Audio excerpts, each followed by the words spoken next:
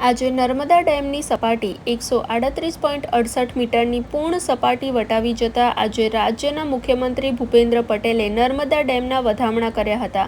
સિઝનમાં પ્રથમવાર નર્મદા ડેમ છલોછલ થતાં હર્ષોલ્લાસ સાથે નર્મદાના વધામણા કરાયા હતા. સાથે સાંસદ મનસુખ વસાવા, જશુ રાઠવા, ધારાસભ્ય દર્શના દેશમુખ, જિલ્લા પંચાયત પ્રમુખ ભીમસિંહ તડવી ખાસ ઉપસ્થિત રહ્યા હતા. નર્મદા નીરને નારિયેળ અને ચૂંદડી અર્પણ કરી માના વધામણા કરવામાં આવ્યા હતા. હાલ નર્મદા ડેમના 5 ગેટમાંથી 60,000 ક્યુસેક પાણી છોડવામાં આવી રહ્યું છે. હાલ નર્મદા ડેમની સપાટી 138.68 મીટર છે. અત્રે ઉલ્લેખનીય છે કે ગત વર્ષે 1 ઓક્ટોબર 2024 પ્રથમ નવરાત્રિએ થયો હતો ડેમ છલોછલ થયો હતો. આ વખતે 1 ઓક્ટોબર 2025 9મું નવરાત્રિના દિવસે ડેમ છલોછલ થયો છે.